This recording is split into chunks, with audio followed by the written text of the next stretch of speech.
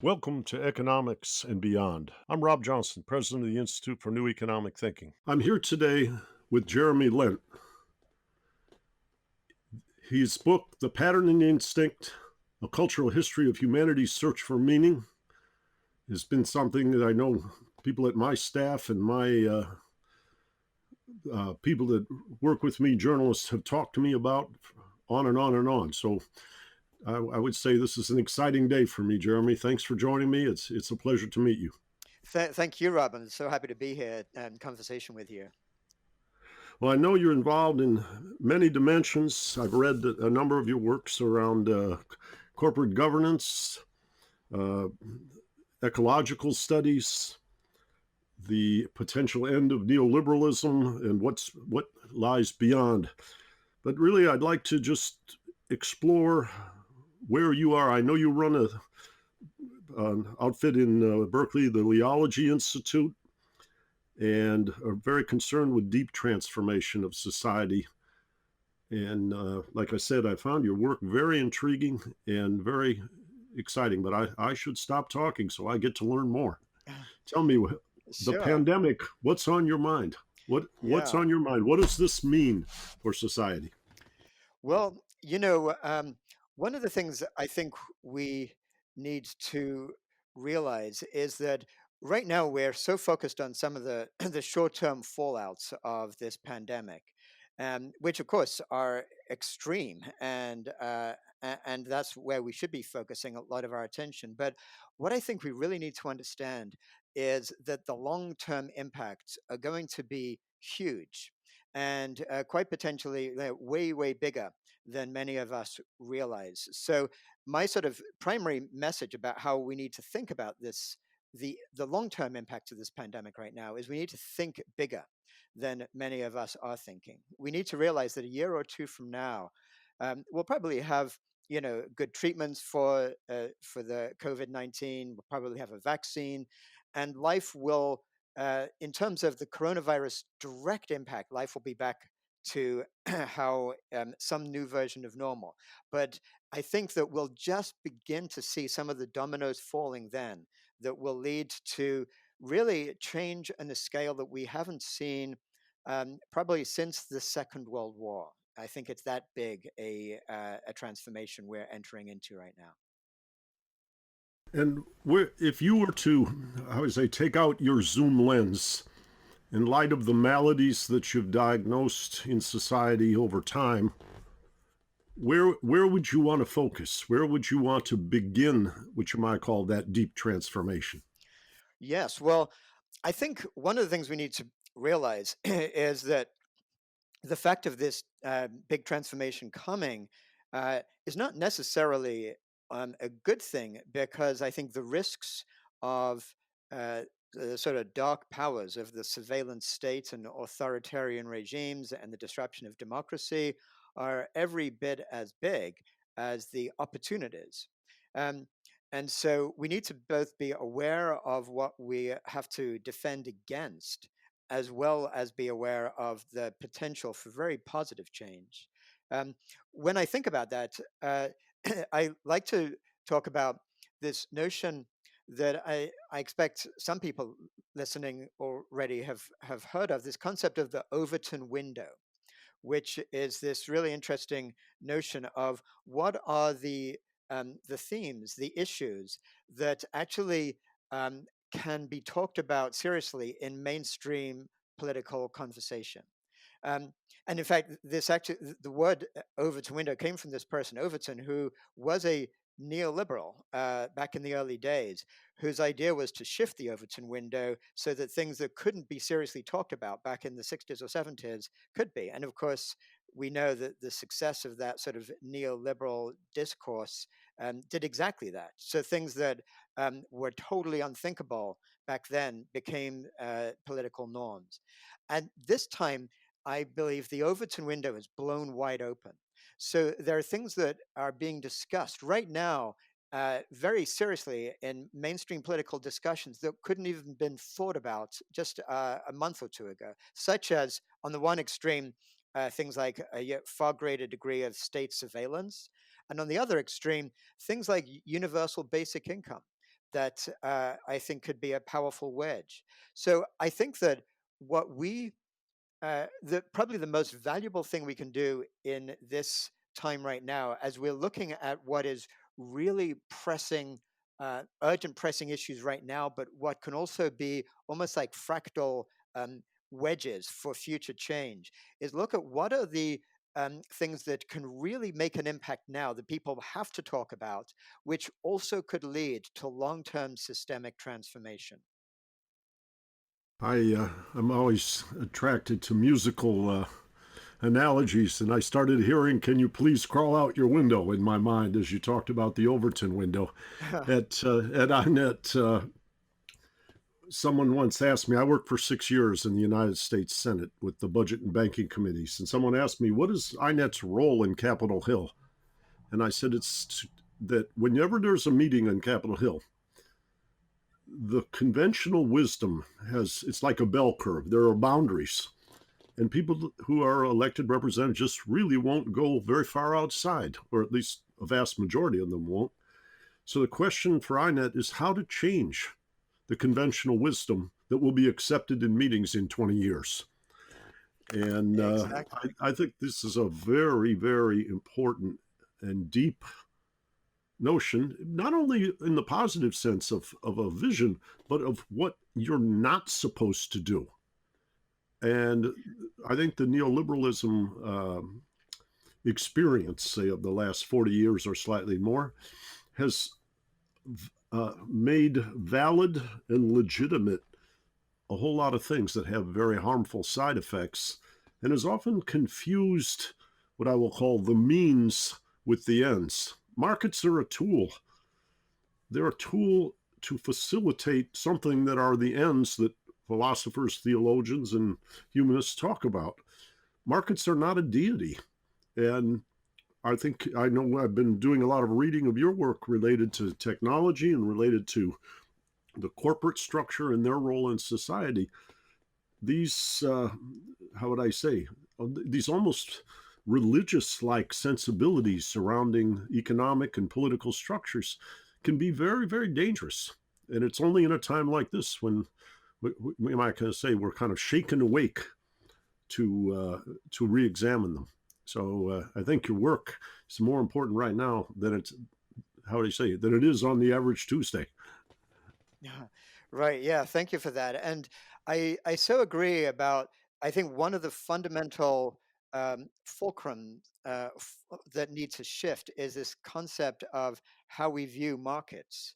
Um, and I think you probably know the really far-thinking economist Kate Raworth, who wrote Donut Economics, and something I love in her book is she uses the analogy of fire to talk about markets. That there's no question about markets' effectiveness and power, and oftentimes when you have when there's discussions between sort of right wing or left wing kind of conversations, somebody uh, feeling they're more on the right wing might say, "Yes, but look how important markets are. Look how effective they are." And Kate Rayworth's point is, yeah, think of it like fire.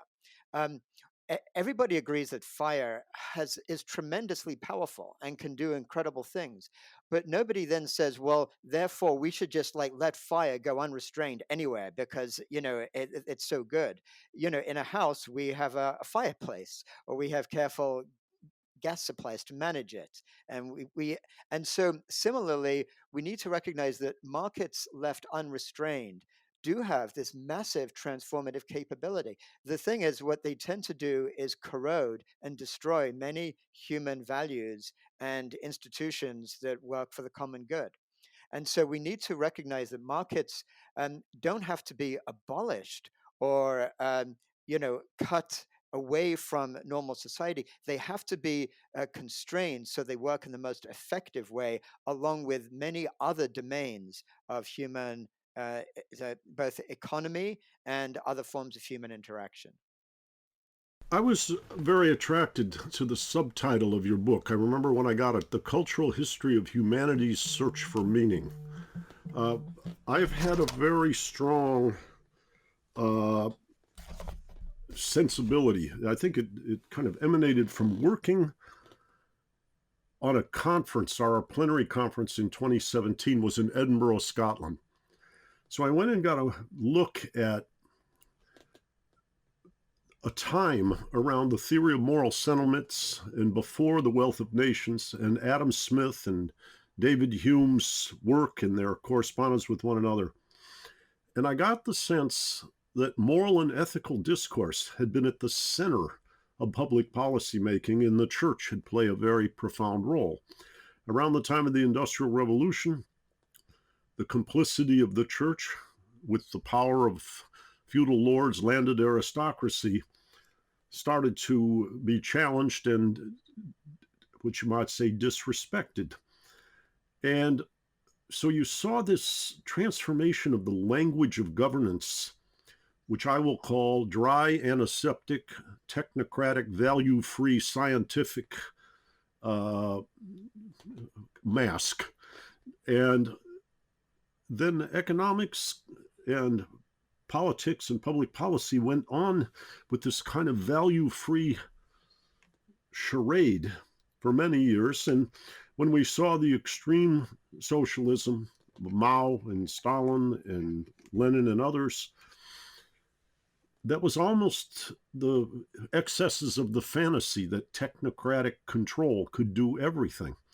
And obviously we saw a backlash against that. But in the power that was then, which you might call, bestowed upon markets to be this deity that provided for everything, and in, how would I say, as an alternative to the state socialism and authoritarian work, it became clear that the outcomes of the market did not validate what you might call the moral implicit faith or unconscious faith. And it feels to me like it's a time to return now to a moral and ethical discourse, that the aversion to being associated with the corrupt church does not obviate the need for moral and ethical discourse 200 years later at a critical time like this. How do you see the Yeah. way in which the discussion should unfold or be repaired from here on? Yes, I think you raise a just a great point that um, it's really what we need is a shift in values, even more than any of the specific technical or policy kind of initiatives that we might be talking about.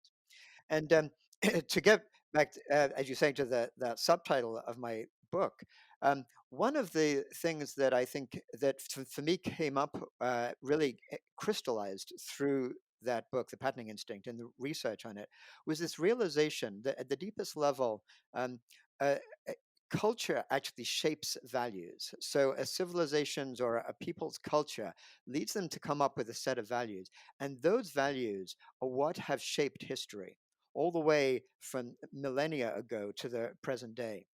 So if we want to look at where we are going in the future, we need ultimately to look at our value system. And that has to be where the change has to take place. And when we look at our current system of values, in fact, it's interesting that you mention sort of back in Europe, 18th century or even earlier, because actually there is many elements or foundational elements of our worldview that really came from ideas and theories that developed way back when during the scientific revolution in 17th century Europe and in the 18th century. And some of these ideas then got further elaborated in the 19th century. And what I find so astonishing is that the the concepts and ideas that many leading thinkers in mainstream thought today just take for granted are these ideas from hundreds of years ago that have actually been shown to be completely wrong by modern science. And of course, not only are they wrong, but they're also destructive.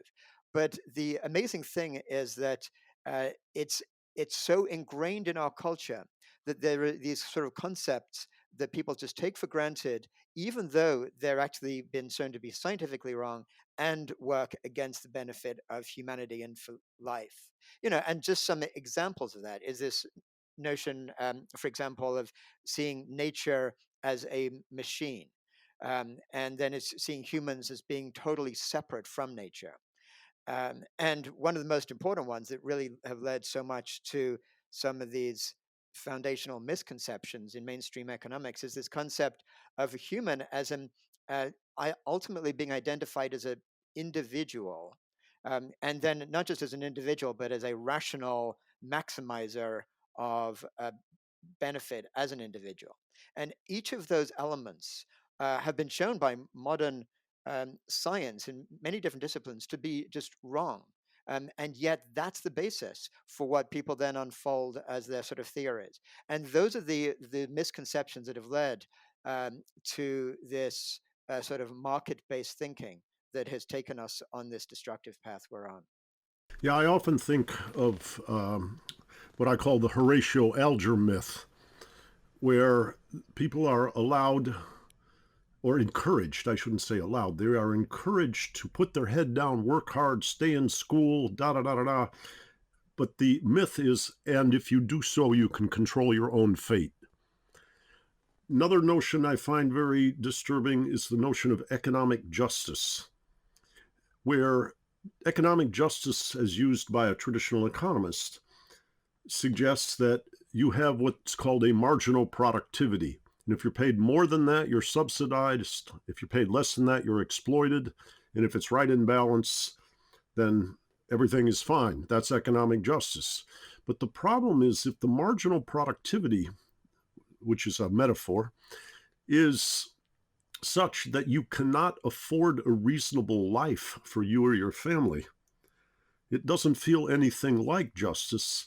And where I think it explodes is that marginal productivity is not just about you and your talent and your ability and your perseverance. It's the product of things like health and education systems that are collective social designs. So when someone has a miserable life, rather than blaming them, we have to re-examine the systems that underpin the ability of a person to, quote, be paid their marginal product, whatever that means, and be able to live a prosperous and healthy and satisfying life. And I don't see any, I see this dialogue constructed around many facets of economics to just almost implicitly justify cruelty as though it is not cruelty. And I always laugh. I used to live near Madison Avenue. I'd walk down the street and I'd see all the advertising agencies and I'd say, you guys, I just look at the building and I say, you guys don't exist, because economists say everybody's got preferences and the market translate those preferences into demand and everybody gets what they want. And I don't know. I often think that the blind spots of economics are the single most important ingredient in the forming of business schools, because there they have to teach people to play the real game, not the ideal legitimation fantasy that economic theory represents. Yes, I think that is all true. And I think that what we what we really need to look at again is what are some of the deepest structures of thought that have led to this kind of mischaracterization of what people are and what fairness is, and many of these other qualities. And I think that if you begin from a foundation that says that people are really just identify as individuals. And if you believe that they are these kind of rational maximizing computers, essentially, then you can sort of come up with some system that sort of maximizes some kind of computer algorithm that people are assumed to have that may look something like this kind of neoliberal system we have right now. But that's why those fundamental assumptions need to be called out and shown to be wrong. And by one way of looking at that is just to get the sense of what I mean when I say humans actually don't really identified just purely as individuals. Like we're told that that's what we are by our mainstream society.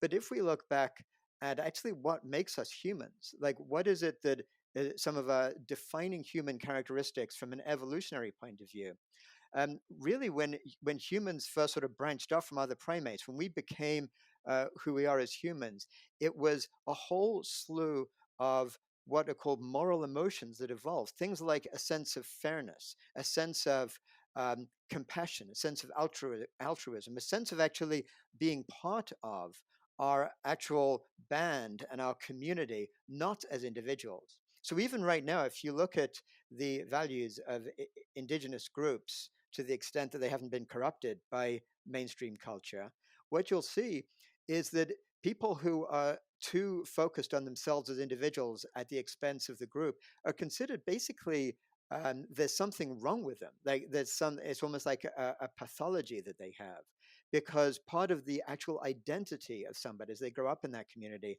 is their actual their set of relationships with their close community, but also with all of humanity, and maybe just as important, with all of life. So I think that this is what we need to recognize, that actually for humans to flourish, we have to begin to uh, rediscover what is actually our natural way of identifying, which is at different layers of community. And then once you realize that, an individual human flourishing can't happen by themselves in some sort of vacuum. It can only happen when individuals are part of an actual happy, flourishing community itself, and when the society as a whole is organized in a just way, and when human civilization as a whole is not gaining by destroying the natural world, but actually finding a way to harmonize with all of nature. So these are a completely different set of values, which if you apply them and start to sort of think about economics in that way, you come up with very, very different ways of really just even how you're thinking about it, and which of course leads to very different results. I remember reading a fascinating PhD thesis from a gentleman who is now deceased, Rene Girard, who was at Stanford University for many years. And the name of his book, which I have here just to my left, was Deceit, Desire, and the Novel. And his PhD, I believe, was done at University of Indiana. The subtitle was Self and Other in Literary Structure. He made a study of something like 20 or 30 of the most famous novels of all time.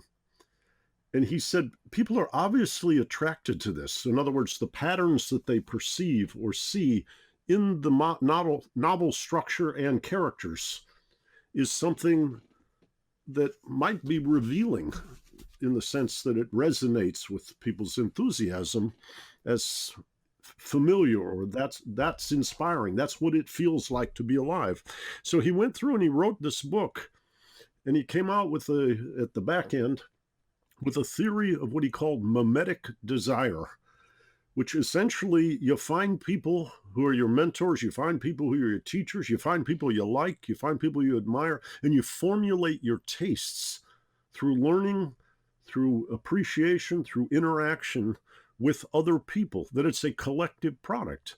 And he talked about some of the darker side of this, or the more stressful social side of this, where at times you are pitted against other people. He describes in a metaphor an art auction, where I learned from you that I should really like the paintings of E.W. Cook, who's a 19th century nautical painter.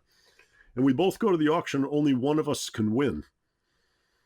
So at some level, to maintain our friendship, when one was going to win and one was going to lose, we both agree to dislike and scapegoat something else, so that we can, how would I say, create a way of not embracing the tension between the two of us, because it's not consistent with what inspired us both to like the same artist.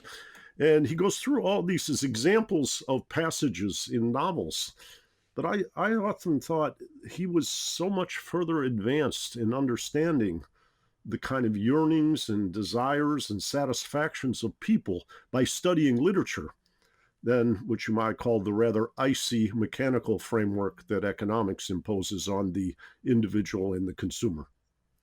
Yes, I like where you're going with that, and it leads to a very interesting insight, which um, really comes a lot from the research done in cognitive science and really sort of how our minds form, which is very much along the lines of what this writer was describing as you just took us through, which is really our our values and our ways of making meaning, our ways of making sense of the world. They are not sort of pre-wired in our sort of brains when we're formed. What we have as humans, and this actually formed the name of my book, is a patterning instinct. We have an instinct to pattern meaning into the universe around us. How that gets done depends to a large extent on the culture into which we're born. So it's because of our patterning instinct that we learn, even before anybody tells us to, we learn the language of of our parents and our culture. And as we grow older, we learn to look at the world in the way that our culture tells us to, not so much explicitly, but implicitly. It's not like cultures go around saying, here are the six things that is how the world works according to our worldview. But because of everything that's done and everything that's talked about and the values people have is based on underlying structures of thought, people just automatically, instinctually take that into themselves and assume that's the natural way things are.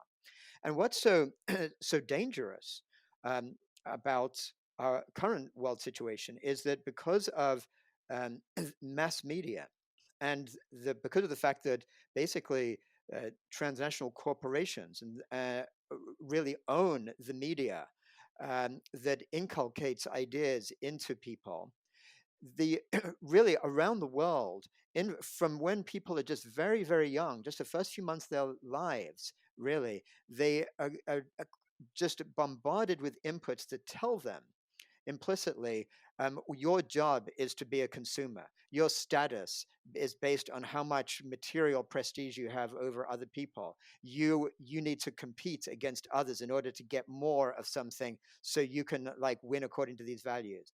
And yeah, it's not just advertising, which itself is a big part of it, but just a very implicit messages that come from stories and come from the ways in which different people have prestige in mass media or internet. That's actually how people form their values.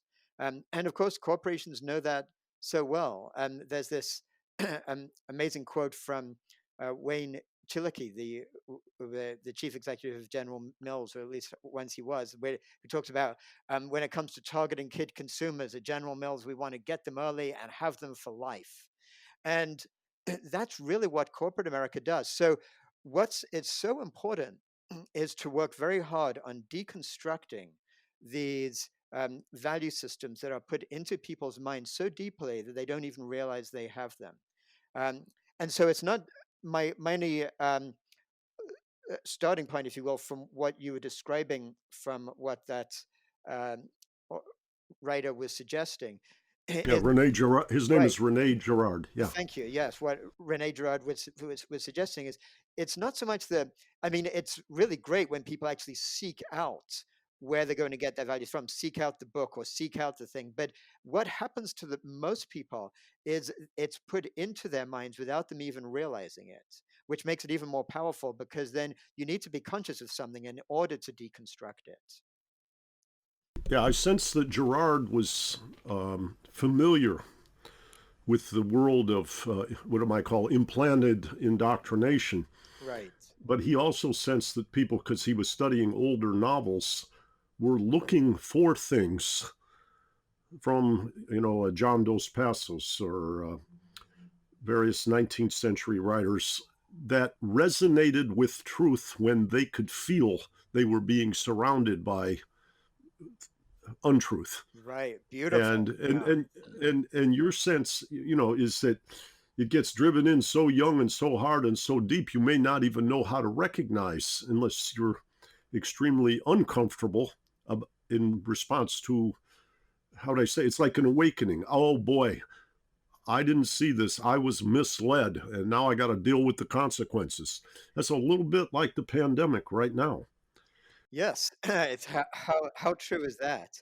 Um, and I do think that that point you just said is actually one of the reasons that I continue to have hope for this possibility of significant transformation in our cultural systems and our value systems, even in spite of everything I've just described and everything that we see going on around us, because these values that are put into people's minds are actually false values. The values, that things that say to people, you are this kind of totally separate individual, and you need to be competitive. And the meaning of life is basically to accrue as much wealth as possible and to have as much status as possible in what you do and what you're seen to do. These are all basically fake values. They're values that lead to the accumulation of a lot of wealth for a small elite, and they lead to the destruction of the quality of life for most human beings, and certainly the destruction of um, the richness of biodiversity on the earth. And people know that, which is why there is so much of a sense of anxiety and so much of a sense that people have that something is very, very wrong with our system. And that's where I believe the hope comes. I think that what those of us here who are engaged in trying to offer alternatives, what we need to really do is do the best job possible of laying out true, meaningful, coherent alternatives with value systems and economic systems that arise from those value systems, that actually show what is possible for a future rather than the system we have right now. There's something that Slavoj Žižek said, that's a real famous quote, that it's it's easier really to visualize the end of civilization as a whole than to visualize the end of capitalism for many people, because because that notion of this is the only way, the Margaret Thatcher "there is no alternative" kind of Right. quote, that has become so embedded in people's minds that people truly don't even realize that there are other alternatives. And in fact, one of the things that I feel is also so important for us to do is we're still living, so much of our mainstream dialogue is still stuck in, like, at least a generation ago, when it was like capitalism, free market capitalism with democracy versus socialism and authoritarian state-led socialism. That's all obviously history. And yet we're still often told that the only alternative to this free market neoliberal capitalism is some sort of state dominated socialist model. That's simply not true. There's so many great ideas being put out there for different ways of organizing a society and an economy, where there are still markets, where markets have a place to play, but it's based primarily on this recognition of community and this recognition of flourishing at different levels of scale, rather than just this notion of unfettered market capitalism.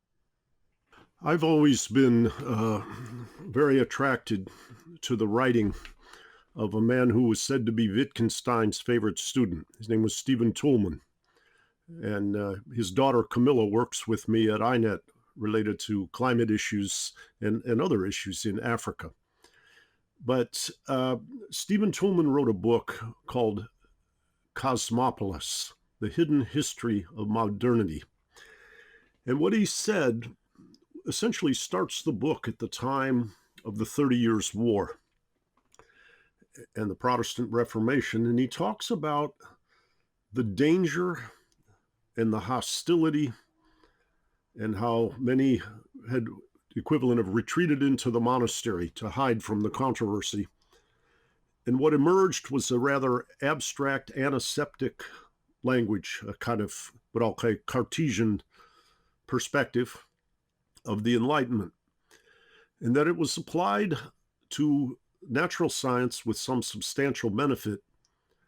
But when it was adapted to social science and was a misspecification along many of the lines you've described today, it created fault lines And the challenge that he wrote, and he wrote this book at the late 1980s after he had seen the 60s and all the rebellions and the civil rights movement, the anti-war movement, and then the backlash during the Reagan era. And he said that it is the characteristic of society to become indoctrinated and familiar with a certain mindset. And then when the fault lines become apparent, the pain gets so extreme that people essentially become frightened and lurch back to the familiar rather than driving forward. And as I listen to you, I think these ways of painting a vision or challenging a vision as things are breaking down to create a constructive magnet for the future is absolutely essential. I reminded also of a book that I'm very fond of by a woman who is a poet named Muriel Rukeyser, and it's called The Life of Poetry. And the first segment of the book is called the part one of I think three is called The Resistances. And the first chapter in The Resistances is called The Fear of Poetry. I'm very fond of how music and poetics and art affect us and affect our sense of right and wrong, and how you say help us evolve our values. What Muriel represented in the opening chapter was that when there was bombing during World War II up off the Scandinavian coast, she was put on a boat with people to go to New York that were largely Europeans evacuating their home. And she was a poet, so she would try to read them poetry.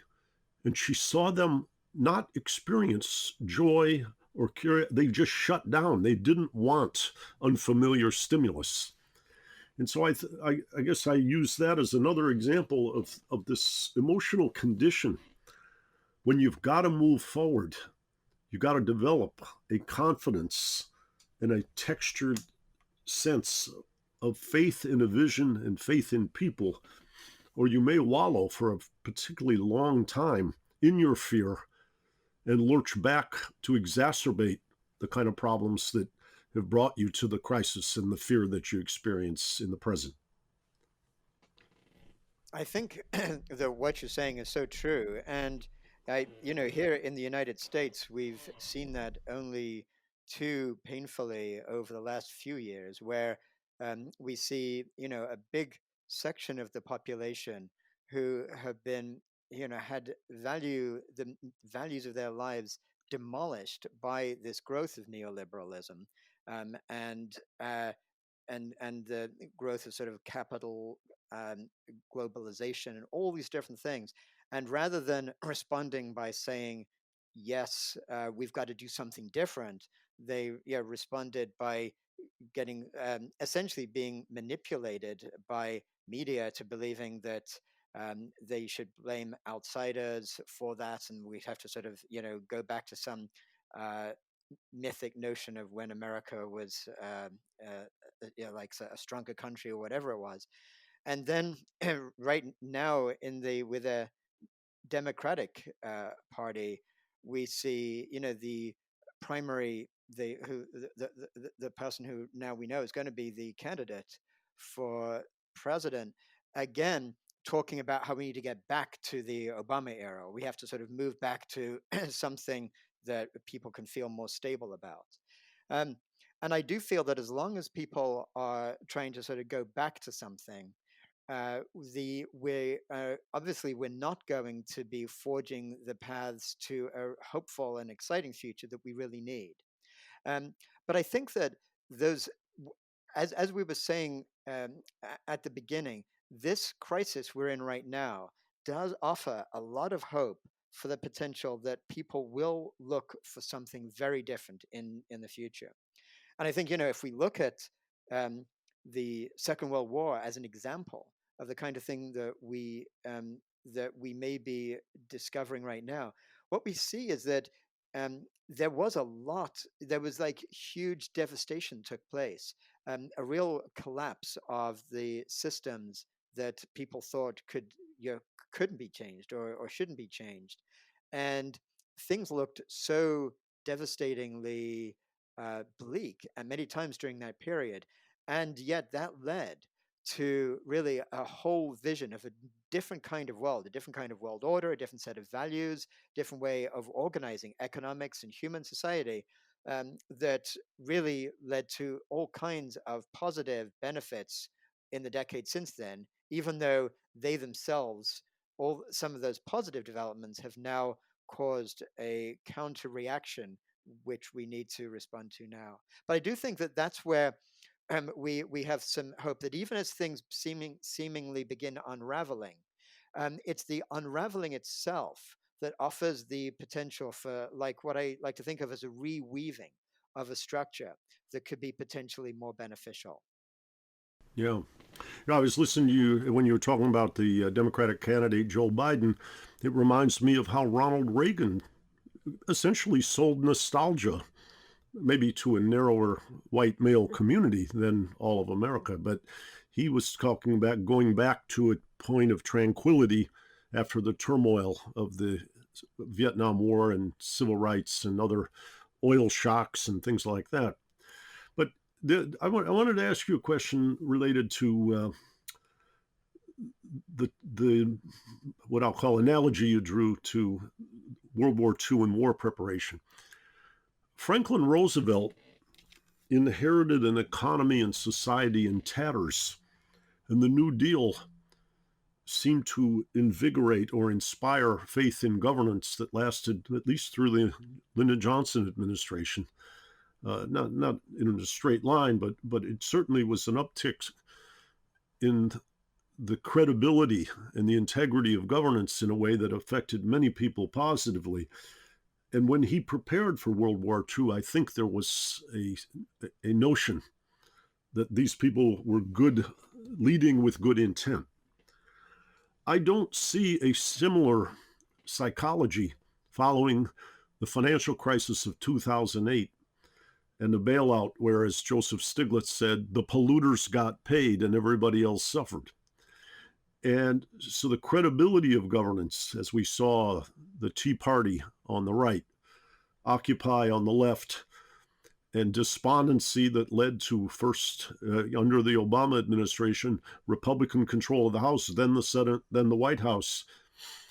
I wonder now how we can, which you might call, establish the credibility for moving forward. And what I think is different now, that's why I drew the New Deal in contrast, is that much of what needs to be changed now is the structure of governance.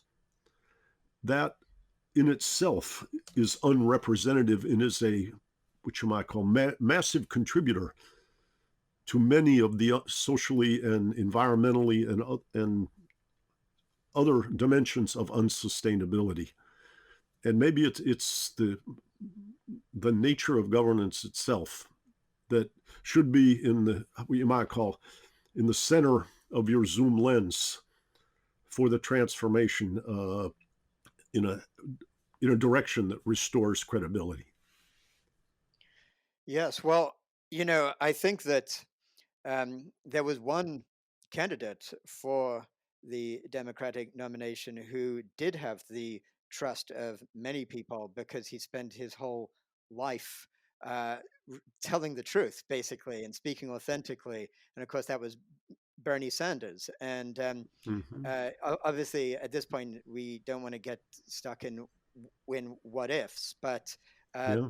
I do think that given the fact that Joe Biden is going to be the candidate, I think anybody who really wants to see a transformed vision for the future has to essentially do what Bernie has just been strongly putting his energy behind the last few days, and really like get behind that is not to just get despondent and um, you know, sort of let Joe Biden just go to his sort of centrist um, roots and be driven in that direction, but actually put all the energy that was really looking for alternative ways to have Democratic Party leadership towards and getting Joe Biden himself to pivot towards what is still possible. because I think that um, assuming we do have uh, and some version of a fair election in November, and that we have Joe Biden then actually in the White House, there's a possibility that that trust in government could get reinvigorated if there is actually a situation where things like a Green New Deal and the bold moves such as universal basic income and other bold moves that, of course, Joe Biden is still dragging his heels on, but it's still early days yet, but such as some version of universal healthcare that's not tied to people's place of employment. But these like real true structural changes in society have to be, there has to be this real massive grassroots effort towards pushing the Democratic Party to that place.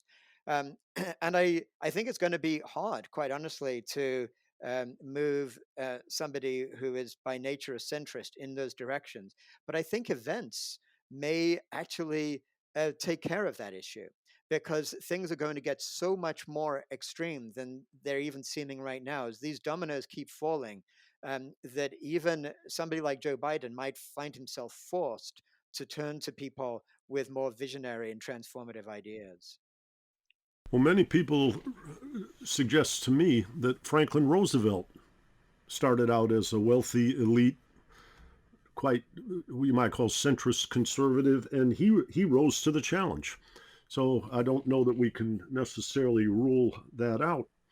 But I think the some of the problems now, in my sense, and I refer to my research director Tom Ferguson's work, uh, are really about a systemic problem where even a good-hearted Democrat has to raise a lot of money to get elected or to get on the stage and have a chance at being nominated and elected. I mean, we talk about people in the 2016 election having to raise 900 million or $1 billion to be considered eligible for the nomination. And the question is, what are you selling for that money? I know Donald Trump ran in his campaign in 2016. I'm from the state of Michigan, and I was there preparing for a conference and watched some of his oration on television, but the was guy, how you say, directed at the Michigan electorate, and it was all about the system is rigged. The system is rigged. No one is representing you, and it caused some real how you say it was. He created a magnetism by acknowledging the dysfunction in governance. Not that anyone would say he's done a great job of repairing it. Most would call that a campaign of seduce and abandon. But it's fascinating because I sense, there's always least worst and relative things in life, but my sense is that both sides are encumbered by this structural money politics system in a way that destroys broad-based representation, that we've commodified social design. I think that that's all true. And, so to some degree, we have to be engaged in some of um, these political battles that you're describing to shift things in a different direction. And at the same time, I think it's just as important to be working at the community level to recognize that a lot of the changes that we need are not necessarily going to come from the top down over the next few years, but need to sort of essentially come from the bottom up. So I think people need to be turning their attention a lot to what can we do, not just at the state level, but at community levels to really take the future into our own hands and actually start to live into the future we want, even while mainstream politics is lagging behind. Let's shift our focus a little bit. You're came on with me to discuss the pandemic, but when I dive into your reading, that I say recent writings, I dive in as the reader. You are very, very concerned about the relationship between what you might call economic growth, corporate structure, and the exhaustion of the natural resources in our planet. The ecological economy uh, seems, from what I read of yours, to be in very dire circumstance, and that predates the pandemic. Could you share with me a little bit of where your thinking is in that regard, and Um, what inspired you to address it? sure, absolutely. Yeah. Well, the the simple facts are that we are the one of the foundational structures of our economic system is that it is a growth-based system. And we're all familiar with this sense that, unless the GDP is growing at, say, up to maybe 3% a year, that's considered to be not what could lead to the most prosperity. Um, and yet, when you just like we're talking about, we've all gotten comfortable now with this notion of exponential curves as regards the coronavirus. But there's another exponential curve which is actually far more damaging in the long run to our global civilization, which is simply this growth curve of the rate at which we're consuming the resources of the natural world. So if you look at the way in which we are consuming the earth, we're already at something like 40% over our sustainable capacity. And every year that we grow the global economy, we are really heading faster and faster towards a precipice. So many scientists, this is not something that um, just a few sort of environmentally focused activists to focus on or anything like that, but there's tens of thousands of scientists have written warnings to the world, which they have published in peer-reviewed journals to explain that we can't go on in this way indefinitely. And of course, everyone's familiar about the risk of about climate breakdown and the fact that right now, even if we were to go at the rate that governments have agreed that they are going to commit to do, we would still be at 3 degrees Celsius above the sort of baseline level by the end of the century, which most people project is not consistent with a continued global civilization. There's too much disruption that takes place. That's just from climate breakdown, but it's so much greater than that. It's a much bigger ecological breakdown. And some of the statistics are just kind of mind blowing, such as 60% of animal populations have been lost in since 1970. So basically, of all the animals in the world in 1970, those populations have declined by 60% in the past 50 years. So these are huge numbers.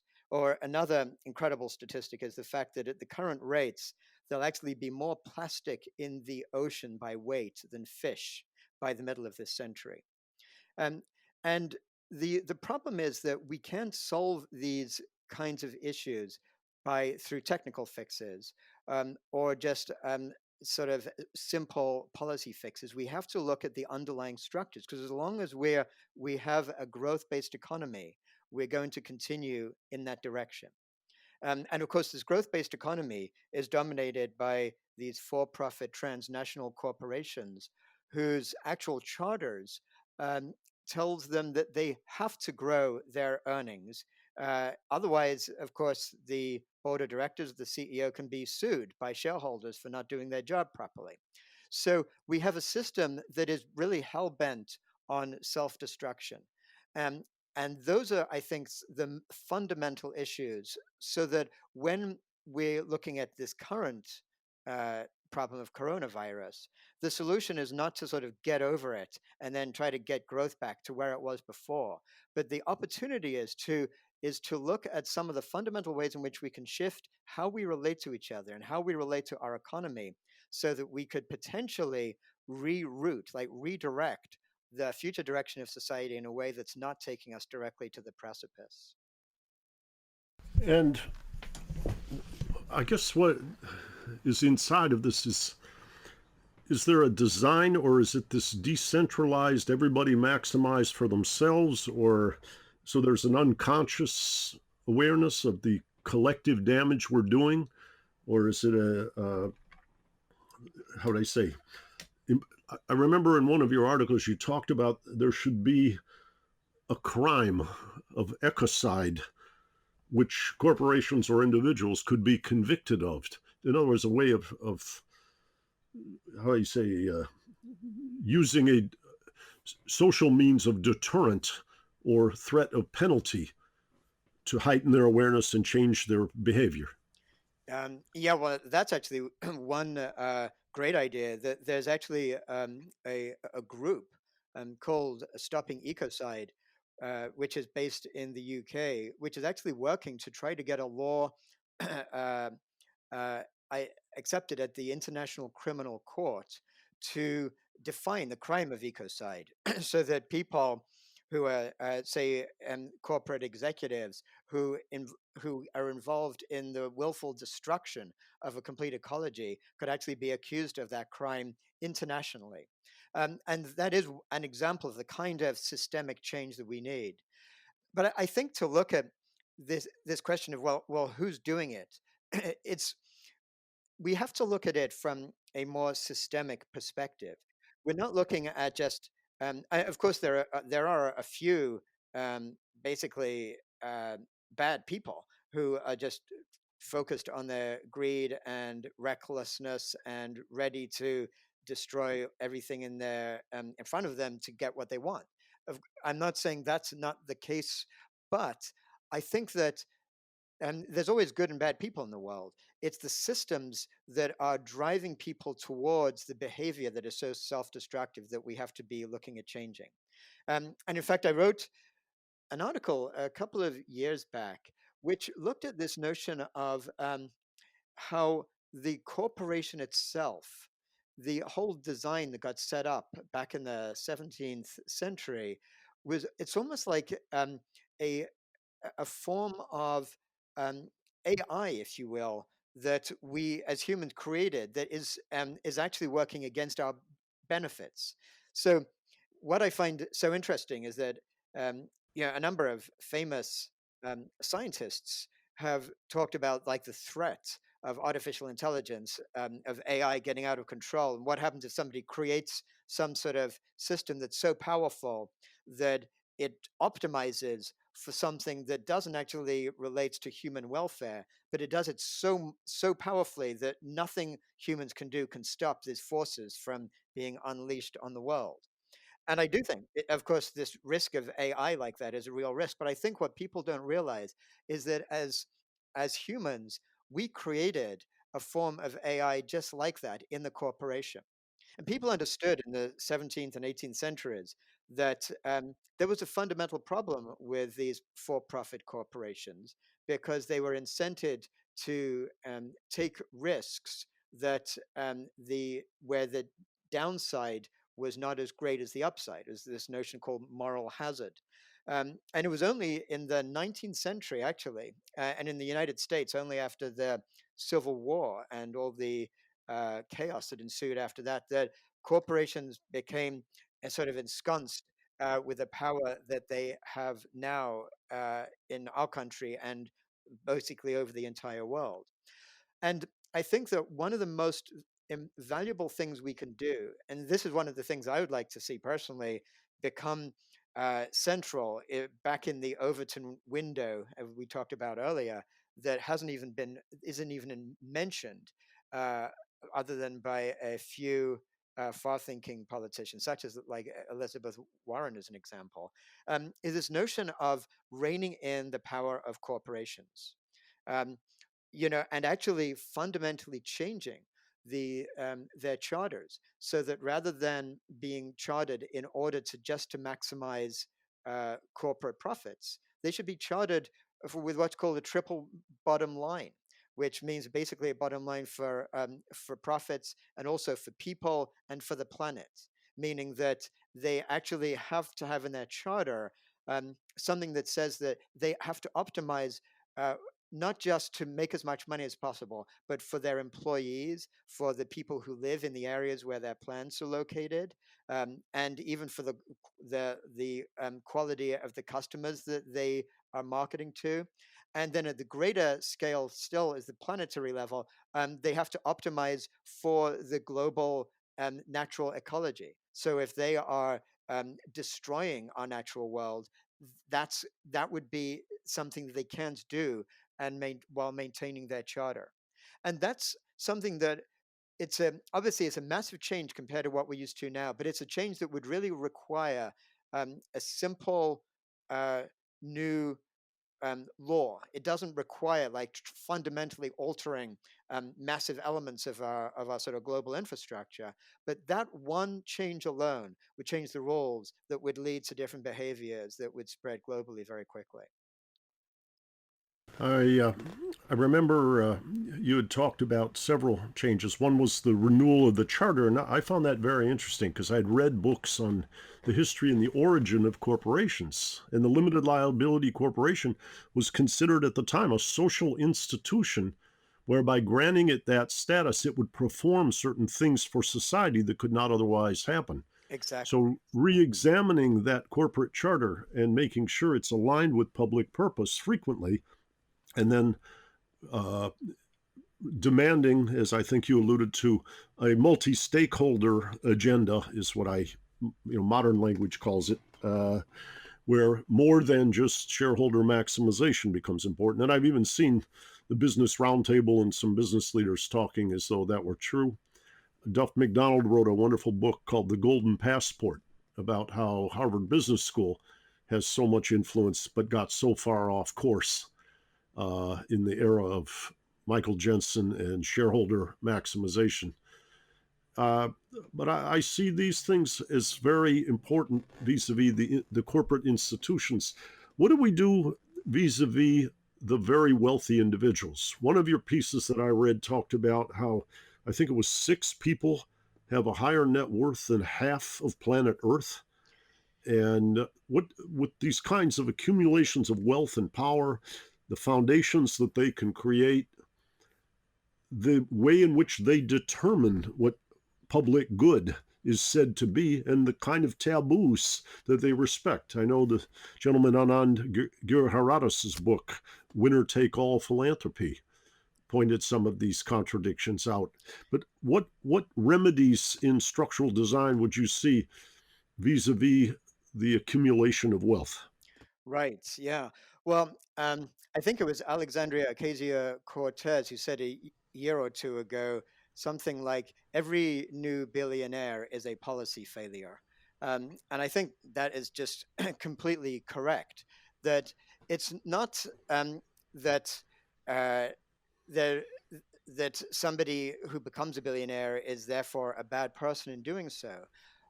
But what it is that a system that allows that kind of wealth to be accumulated by one person is a system that is basically not working for the full benefit of humanity as a whole and for society as a whole. So, to get a sense of that, if you think of somebody like Mark Zuckerberg, who I think owns something like over $70 billion in wealth, um, it's not that what he was successful in doing was simply one tweak to one system so he could sort of beat out other competitors, and because of the scale effect of the internet he became fabulously wealthy. But there's absolutely no relation of the value being offered and being actually produced for the community and what people get back in return. So I think a simple way of relating of to this situation is to simply cap billionaires' assets at a certain level. I suggested in one article I wrote $5 billion, but that's just an arbitrary number. But it should be it can be at a level where they still have way more than enough wealth than anybody could possibly need, but it would uh, those extra funds that they have as a collective group, which is something like, I think that if you look at there's a few thousand billionaires own something like 9 to 10 trillion dollars right now, which if you think of that in terms of GDP, it's like the wealth equivalent of Germany and Japan combined. So imagine what you could do with that kind of wealth if it were not in the hands of just a few people who were interested in optimizing for themselves. And of course, some people respond by saying, well, look at what people like Bill Gates um, does, that he does so much good. And I'm quite sure that Bill Gates is a very ethically driven person who truly cares about the future of humanity and wants to do good. Um, but the point is that obviously he's just one person, whereas other billionaires don't necessarily have that view. But it's really a little bit like going back to the sort of divine right of kings. If people were arguing hundreds of years ago against the divine right of kings, somebody could look at some king and say, "Well, look at this king. They're really they're trying to do something good." It's not a matter of the person, but the institution that allows that kind of power is itself wrong. And so and one thing just to clarify about that, I'm not even suggesting that the extra wealth that these billionaires have should be sort of just taken away from them as if it's sort of back to some kind of communist revolution type thinking. But for the minimum, they could be obliged to put them into trusts. And there's those trusts dedicated to truly life affirming activities. And so they could have some say over how where that trust actually focused on its money. But it would have to be mandated that those kind of trusts couldn't get involved in the political process.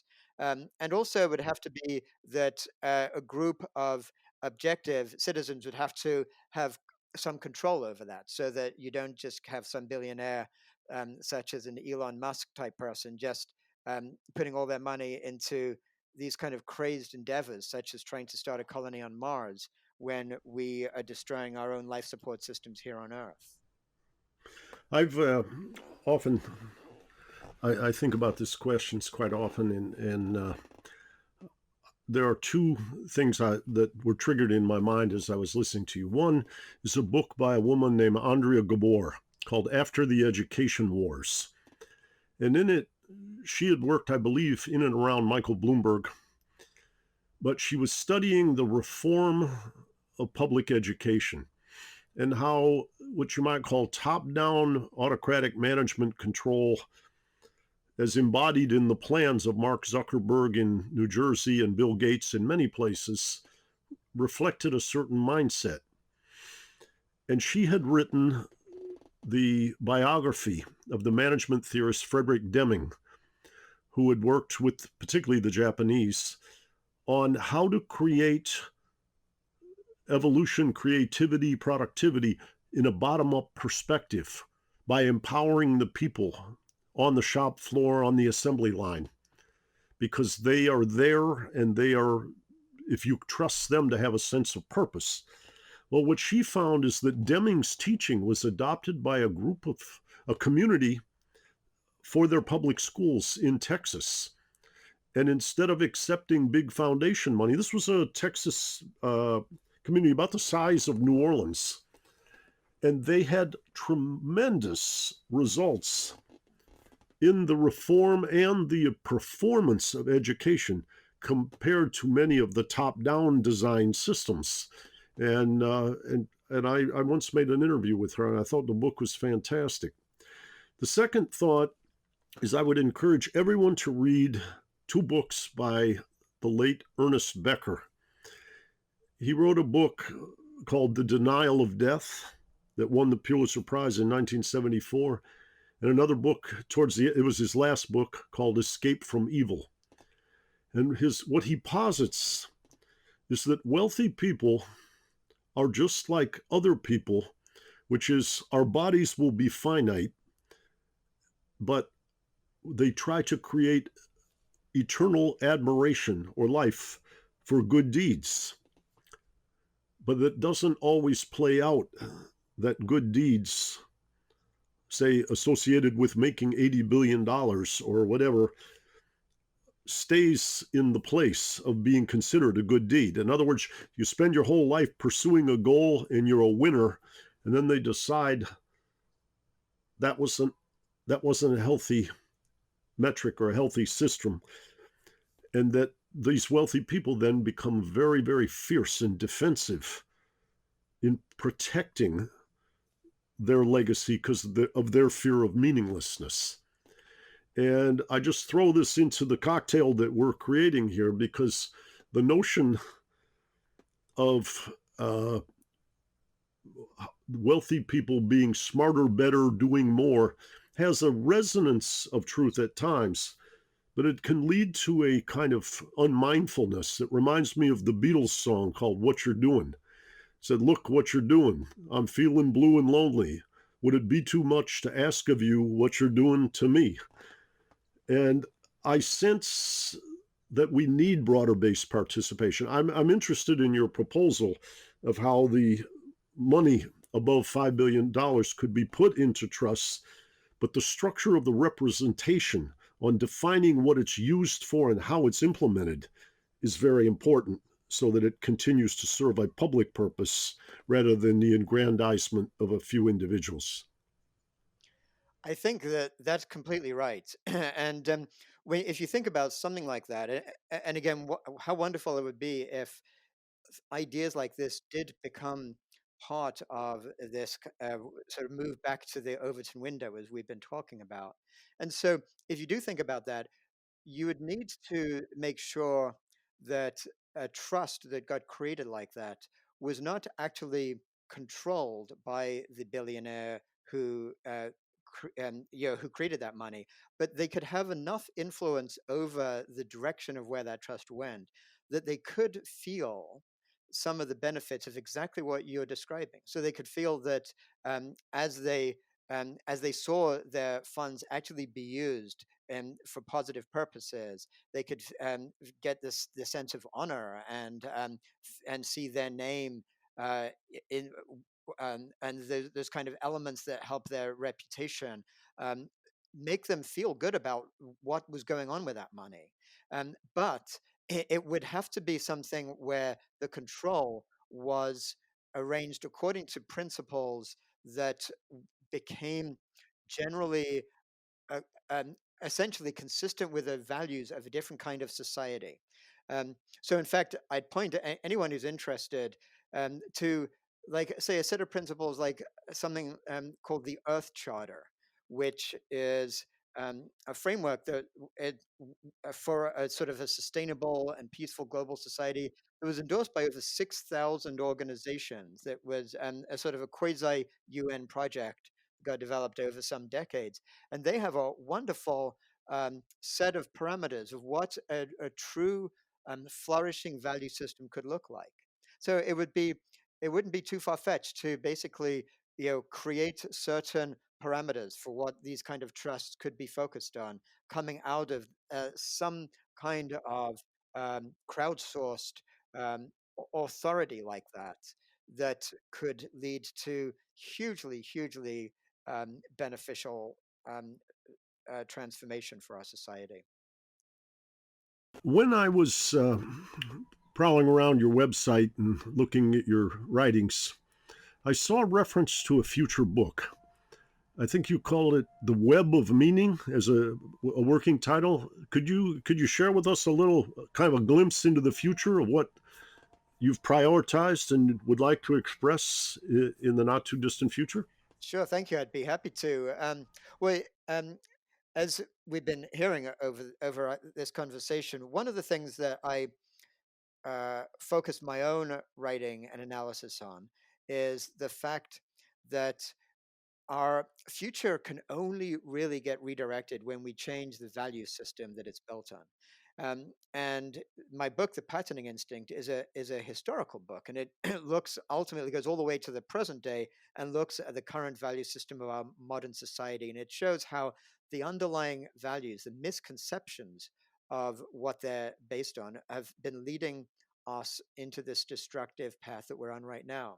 So this book that I'm writing right now, it'll actually be published next spring, is called The Web of Meaning, with a subtitle Integrating Science and Traditional Wisdom to Find Our Place in the Universe. And what it does is it actually shows up these misconceptions that our modern worldview is based on. Some of these things I've talked about earlier, such as that our identity is just purely separate individuals, or that nature is a machine, or that humans are separate from nature. Um, and it shows how many of these ideas came from these uh, ideas from hundreds of years ago in the scientific revolution, but are plain wrong. So it shows how the findings in modern science, like sciences like evolutionary biology and cognitive science and systems thinking, actually point us to the same core realization that many wisdom traditions point us to, whether it's Buddhism or Taoism or indigenous wisdom, which is ultimately that we are all interconnected, that in fact, just within ourselves, we're sort of connected mind body organisms, that we're connected with other human beings at a far greater degree than we realize, and that humans and the rest of the non-human natural world are deeply interconnected, not just genetically, but also in terms of the ways in which we relate to each other, and the way the flourishing of an individual requires the flourishing of a community and the flourishing of all of life. So this book really is designed to offer a solid, rigorous, um, and coherent foundation for a different kind of worldview of connectedness that I think is necessary to go to the flourishing future that we actually need for our global civilization. And that future itself is one that, and many of us nowadays are talking about in terms of this notion of an ecological civilization, like the idea of a civilization which is based not on this kind of wealth basis that our modern civilization is on, but actually a life affirming civilization, one where the actual structures of community interaction, structures of economy, and the structures of global um, relationship actually take their principles from the same principles that have led ecologies to be sustainable and flourishing for, in some cases, millions and millions of years. That kind of resilience that is that they show. Well, Jeremy, I marveled today in listening to you and exploring your lateral pattern recognition skills and integration across disciplines, your independence of thought, and your capacity for choosing and zooming in on the most important questions and with an eye towards remedy and with an eye towards healing is extraordinary. And in how you say, in great demand, I think, in light of the pandemic and what we're going through. I hope in a few months you and I can come back and make another episode looking at the pandemic and beyond, or how do you say, at least from a different vantage point. But this has been a delightful experience today. And like I say, thank you very much for joining me. And thank you so much, Rob. It's been a delight talking today with you. Really enjoyed it. Thank you so much. Thanks. Bye bye. And check out more from the Institute for New Economic Thinking at ineteconomics.org.